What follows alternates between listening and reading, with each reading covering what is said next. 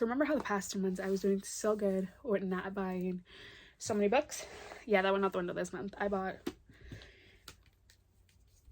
10 books this month. In my defense, I'm doing it to prepare for when I'm going to be losing my mind on maternity leave. But yeah, let's go ahead and get started with this video.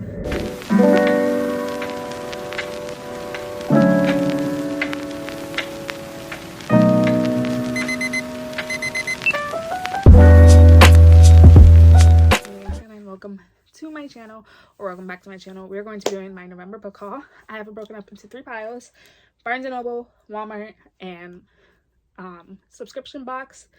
Let's do Walmart first. So I only bought 2 books in Walmart. The first one being Court of the Vampire Queen by Katie Roberts. I love Katie Roberts' writing. I love how spicy it is.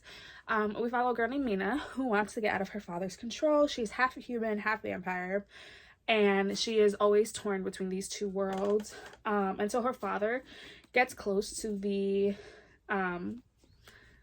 he gets involved in this world and ends up gifting her to the powerful and dangerous Malachi Zion. He is not a vampire you want to mess with. He rose with the iron fist. He opens Mina up to a world she never knew could be hers, including the love of Malachi's 2 closest friends and companions. I don't know if this is going to be a series or if it's a standalone, but I love Katie Roberts' money book, so looking forward to this. And then I finally caved and bought Last Night at the Telegraph Club by Melinda Lowe. And in this one, we follow a girl named Lily Hugh, and she can't remember exactly when the question took root, but the answer was clear that she and Kath Miller walked under the neon sign of lesbian bar called the Telegraph Club. America in 1954 is not a safe place for 2 girls to fall in love. Red Scare paranoia threatens everyone, including Chinese Americans like Lily, with deportation looming over her father. Lily and Kath risk everything for love. So that drew me in. And then the fact that there's a companion novel or a sequel that came out that everyone has been gushing about made me want to read it too. This one is pretty big. It is about 400 pages, and then there's a lot of discussion guides too, so looking forward to this. So now to Barnes & Noble. I bought a lot of books. Okay, so I bought Talk Sane to Me by Linda Urban, and this one we follow a girl named Francie Woods who is the epitome of Christmas. She was born in a barn, much like Jesus was, and how Christmas was made. All she wants to do is save her family business from closing down after her grandpa Chris died, who used to play Santa Claus, and she does not want to be distracted by her next door neighbor who owns a Christmas tree lot. This is on my December TBR. Hopefully I can get to it. Another one that's on my TBR is A Merry Little Meet Cute by Julie Murphy and Sierra Simone. We follow a porn actress named B, whose manager did not let her know that she was putting her up for this movie, but she is reunited with a childhood friend. When he realizes who she is, they end up hooking up, sneaking around, and all that. Spicy Christmas one. Cannot wait to read it. I then bought Whiteout, which is a anthology by Angie Thomas, Ashley Woodfolk, Nicola Yoon, Danielle Clayton, Tiffany D. Jackson, and Nick Stone. This takes place in Atlanta, where a snowstorm hits only once every 100 years. So this is the big one. It's Christmas. Someone said there's a romance one in here. I love companion novels like this, so hopefully I'll enjoy this one. I finally caved and bought Babel by R.F. Kuang. First of all, look at how tiny this writing is. So I know nothing about it. I don't want to know anything about it. I know a lot of people love it.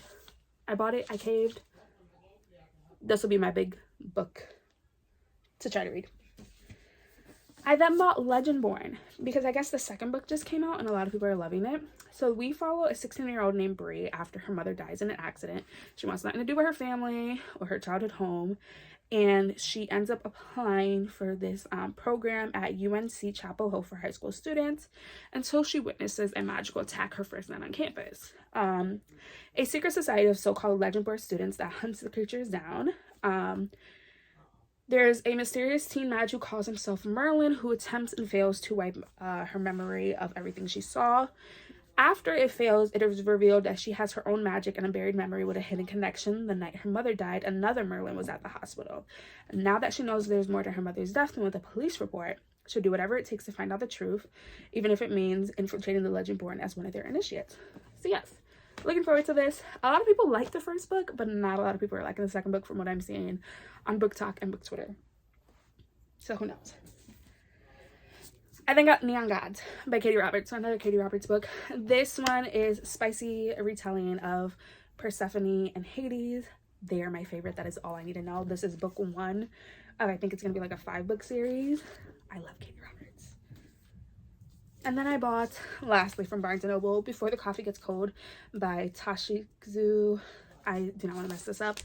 A lot of people love it, and it's basically about about 4 people who have visited the cafe, and somehow they are time traveling. I don't know. It's very short and simple, but a lot of people love it and rave about it, so I will too. And then lastly, my Owl Crate box. I got the Luminaries by Susan Dennard. I will leave my unboxing somewhere on the eye. I've never read anything by Susan Dennard. I try to get into Witchwood? I think that's what it's called. I don't know. But this one, we follow a girl named Winnie Wednesday, and she wants nothing more than to join the Luminaries, the ancient order that protects her town and the rest of humanity from monsters and nightmares that rise in the forest of Hemlock Falls every night.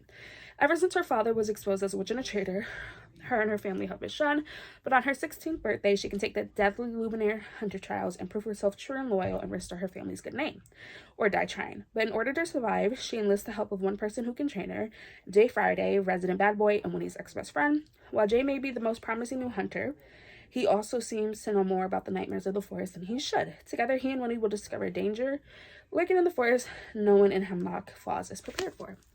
It's not that long, like at all.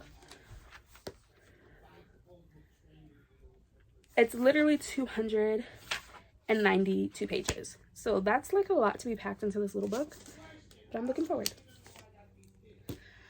So yeah, those are all the books I got in the month of November. I'll leave in here 2 videos you guys should go check out. I try to post 2 times a week, and I'm recording a lot before I give birth. And I'll see you guys very soon in another video. Bye, guys.